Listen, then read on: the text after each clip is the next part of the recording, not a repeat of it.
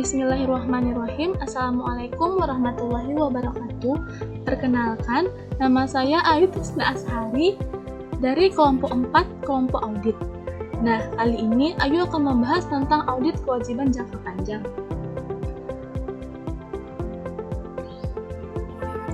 Pertama, kita harus mengetahuinya dulu pengertian kewajiban jangka panjang. Kewajiban jangka panjang adalah kewajiban yang pelunasannya atau jatuh temponya lebih dari 1 tahun atau 1 periode akuntansi. Contohnya yaitu utang hipotek, utang obligasi, wesel bayar jangka panjang, kewajiban pensiun, kewajiban list, dan lain-lain. Sedangkan investasi jangka panjang atau investment yaitu bentuk penyertaan jangka panjang di luar kegiatan pokok perusahaan.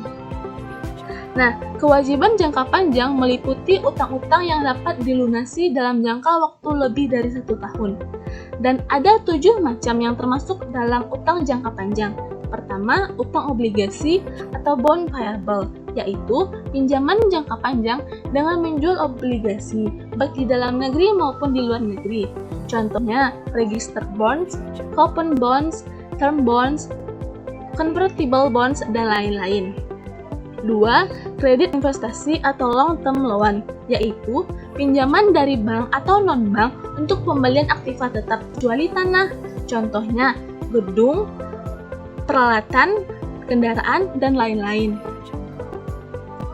3. Wesel bayar atau promissory notes or pronotes, di mana wesel yang jatuh tempo tersebut lebih dari 1 tahun. Pengertiannya yaitu pernyataan tertulis dari debitur bahwa ia berjanji untuk membayar jumlahnya pada tingkat bunga tertentu dan tanggal jatuh tempo. 4. Hutang kepada pemegang saham atau kepada perusahaan induk atau holding company atau kepada perusahaan afiliasi yang disebut dengan affiliated company, yaitu pinjaman untuk membantu perusahaan anak atau perusahaan afiliasi yang baru mulai beroperasi dan membutuhkan pinjaman.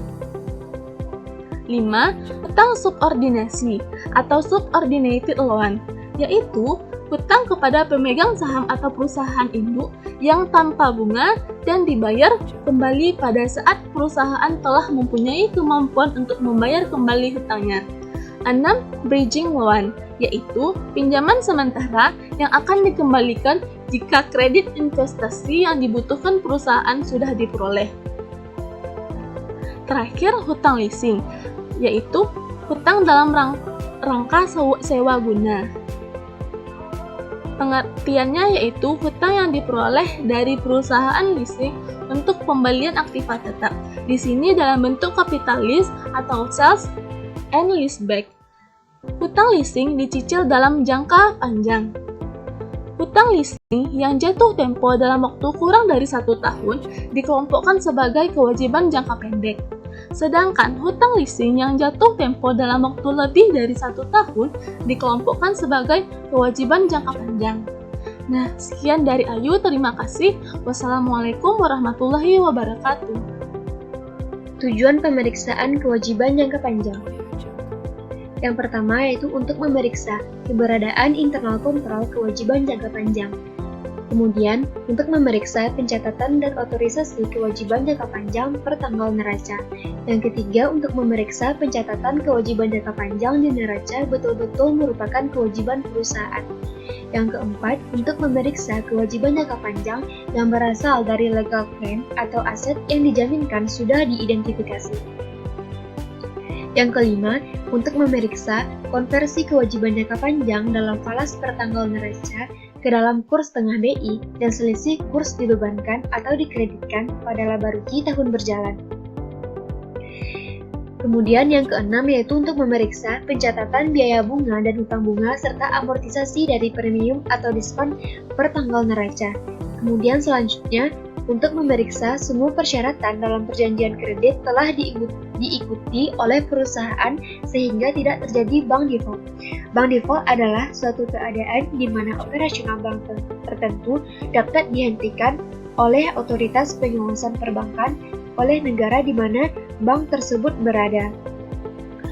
Kemudian, untuk memeriksa bagian dari kewajiban jangka panjang yang jatuh tempo dalam 1 tahun sebagai kewajiban lancar. Kemudian yang terakhir yaitu untuk memeriksa kesesuaian penyajian kewajiban jangka panjang dalam laporan keuangan dengan PABU atau Prinsip Akuntansi yang Berlaku Umum atau PSAK, Pernyataan Standar Akuntansi Keuangan. Kemudian kita lanjut pada pengendalian internal kontrol utang jangka panjang. Yang pertama, pelajari dan evaluasi internal kontrol atas utang jangka panjang. Yang kedua, periksa ringkasan perubahan utang jangka panjang seperti diskon, premium, dan bunga selama periode yang diperiksa. Kemudian kirimkan konfirmasi kepada bank untuk menanyakan saldo per tanggal neraca, tingkat bunga, jangka waktu pinjaman, dan jaminan kredit. Kemudian mintalah kopi perjanjian kredit untuk permanent file dan perhatikan apakah data yang tersebut sesuai dengan data yang tercantum dalam kertas kerja pemeriksaan hutang jangka panjang. Kemudian periksa apakah hutang jangka panjang yang diperoleh sudah disetujui direksi. Kemudian periksa perhitungan bunga, pembayaran bunga dan diskon. Tiap jumlah beban bunga dan diskon disamakan dari bukti dengan jumlah yang tercantum pada rugi laba. Selanjutnya periksa apakah ada bagian dari hutang jangka panjang yang jatuh tempo dalam waktu 1 tahun yang akan datang sehingga harus direklasifikasi sebagai hutang jangka pendek. Kemudian, buatlah kesimpulan apakah penyajian hutang jangka panjang di neraca dilakukan sesuai dengan SAK. Perkenalkan, nama saya Irma Fevi Ardi, nomor BP 1801072045. Baiklah, saya akan menjelaskan tentang prosedur audit kewajiban jangka panjang.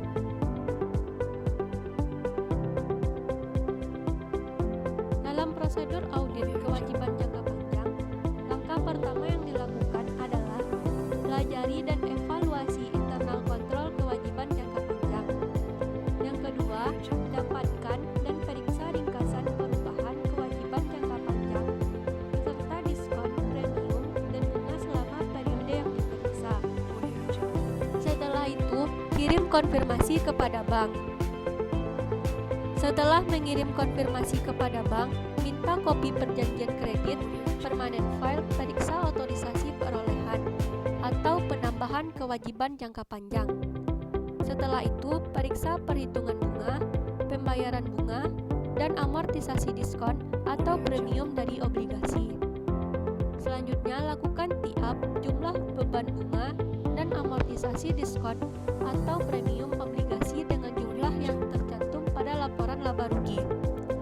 Tiap adalah mencocokkan jumlah beban bunga dan amortisasi diskon atau premium obligasi dengan jumlah yang tercantum pada laporan laba rugi. Setelah itu, diskon atau premium yang belum diamortisasi dilaporkan sebagai pengurang atau penambah dari nilai nominal obligasi. Selanjutnya, periksa keberadaan kewajiban jangka panjang dan wesel bayar yang diperpanjang setelah tanggal neraca. Kegunaannya adalah untuk mengetahui penyajian kewajiban sebagai kewajiban jangka panjang atau kewajiban lancar. Setelah itu, periksa keberadaan kewajiban jangka panjang atau wesel bayar yang telah dilunasi setelah tanggal neraca atau walaupun belum jatuh tempo. Kegunaannya untuk mengetahui perlu atau tidaknya reklasifikasi sebagai kewajiban jangka pendek.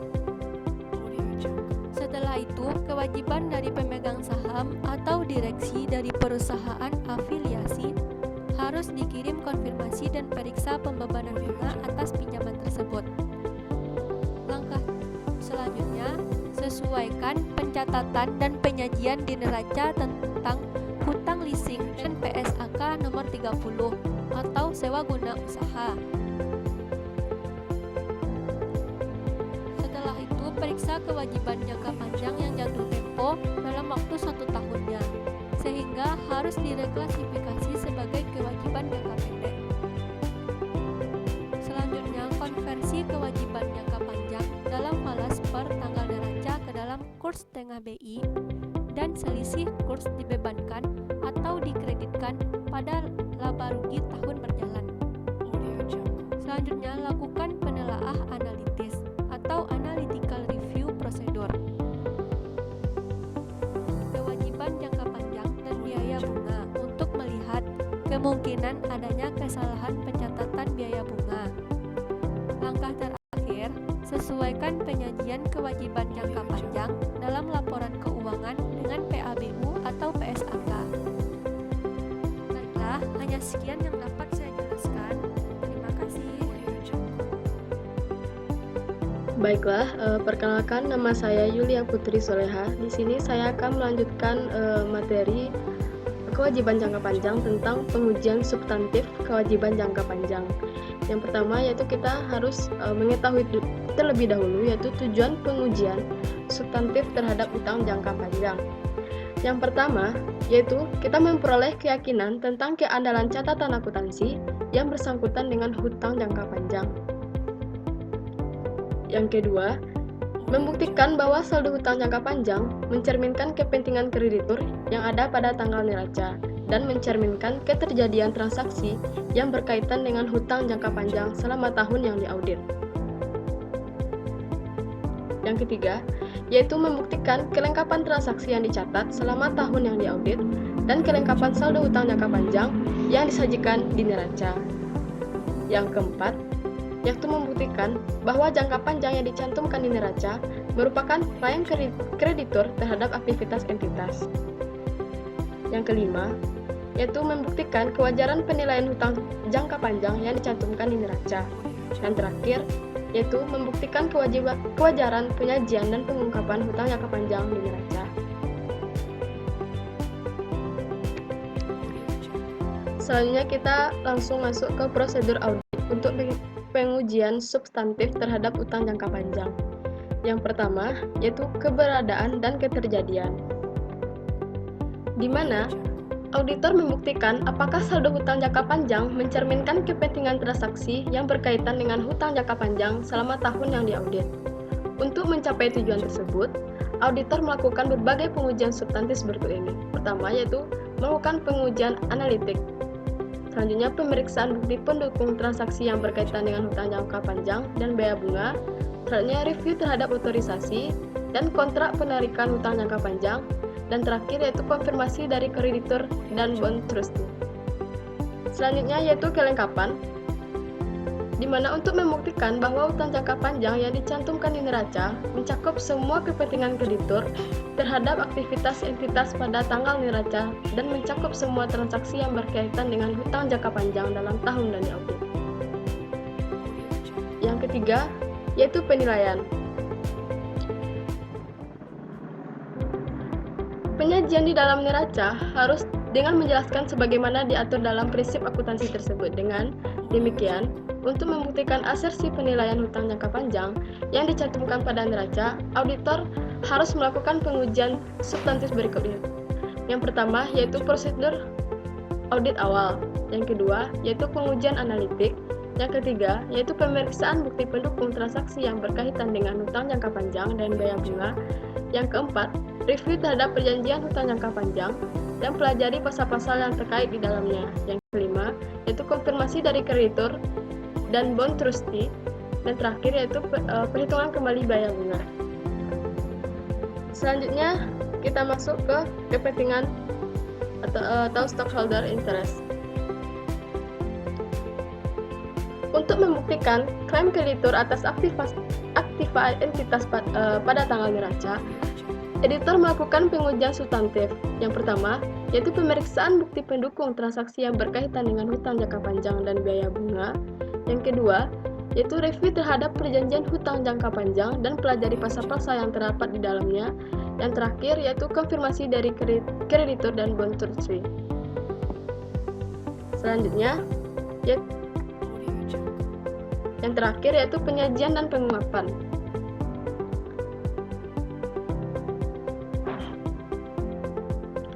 Di mana penyajian dan pengungkapan unsur-unsur laporan keuangan harus didasarkan pada PABU. Salah satu pengujian substantif untuk membuktikan asersi penyajian dan pengungkapan hutang jangka panjang di neraca adalah dengan membandingkan penyajian dan pengungkapan hutang jangka panjang di neraca yang diaudit dengan PABU melalui berbagai prosedur. Yang pertama yaitu review terhadap perjanjian hutang jangka panjang dan pelajari pasal-pasal yang terdapat di dalamnya. Yang kedua yaitu pemeriksaan terhadap klasifikasi hutang jangka panjang yang segera jatuh tempo di dalam neraca. Dan yang terakhir yaitu pemeriksaan terhadap pengungkapan yang bersangkutan dengan hutang jangka panjang. 18.01.07.2008. Saya akan melanjutkan presentasi, yaitu program pengujian substantif terhadap hutang jangka panjang.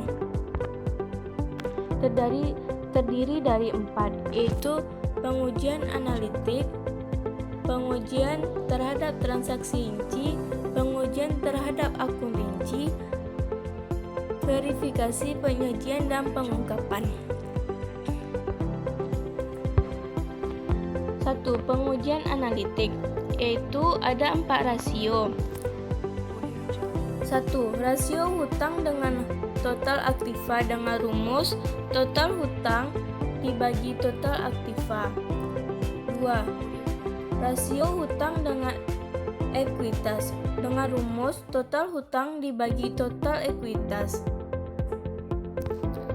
Ketiga, rasio times interest earned dengan rumus laba bersih usaha dibagi biaya bunga obligasi.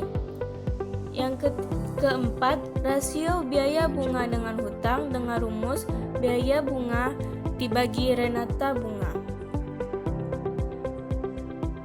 Selanjutnya, rasio yang telah dihitung dengan kemudian dibandingkan dengan harapan auditor, misalnya rasio tahun lalu, renata rasio atau rasio yang dianggarkan.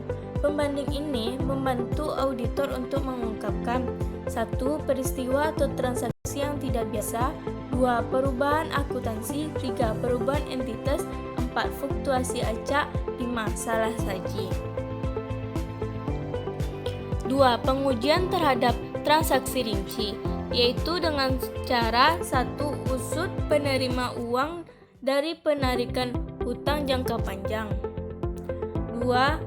Mintalah konfirmasi mengenai hutang jangka panjang dari bank dan trust company. 3. Periksalah dokumen yang mendukung transaksi pembayaran bunga. 4. Periksalah dokumen yang mendukung transaksi pembayaran pokok pinjaman. 4. 5. Periksa aktiva yang dijamin dalam penarikan hutang jangka panjang. 6. Periksa polis asuransi aktiva yang dijamin dalam penarikan hutang jangka panjang. 6. Periksa kepatuhan klien terhadap batasan-batasan yang dikenakan oleh kreditur. 7. Periksa dokumen yang mendukung transaksi treasury bond. Dan terakhir, verifikasi perhitungan bunga, amortisasi premi dan diskonto obligasi dan hutang bunga obligasi. 3. Pengujian terhadap akun rinci, yaitu pertama, mintalah buatlah daftar hutang jangka panjang. 2. Mintalah atau pelajari kopi trust indentur dan surat perjanjian penarikan kredit jangka panjang. 3. Periksalah kesesuaian penelitian hutang jangka panjang dengan standar akuntansi yang sesuai di Indonesia. 4. Hitunglah kembali amortisasi premi obligasi dan diskonto obligasi. 4. Verifikasi penyajian dan pengungkapan, yaitu pertama, periksa kualifikasi hutang jangka panjang yang segera jatuh tempo di dalam neraca. 2. Mintalah perjanjian hutang jangka panjang dan pelajari pasal-pasal yang terdapat di dalamnya. 3. Periksa penjelasan yang bersangkutan dengan hutang jangka panjang. Selanjutnya, yaitu materi klasifikasi liabilitas jangka panjang sesuai IFRS, yaitu ada 2. Pertama, kewajiban yang timbul sebagai bagian dari strukturisasi modal perusahaan berjangka panjang, misalnya pinjaman bank jangka panjang, promes, kewajiban sewa jangka panjang. 2. Kewajiban yang timbul tidak dari operasional normal perusahaan, misalnya kewajiban premi pensiun, liabilitas, pajak tangguhan yang penyelesaiannya belum diketahui secara pasti.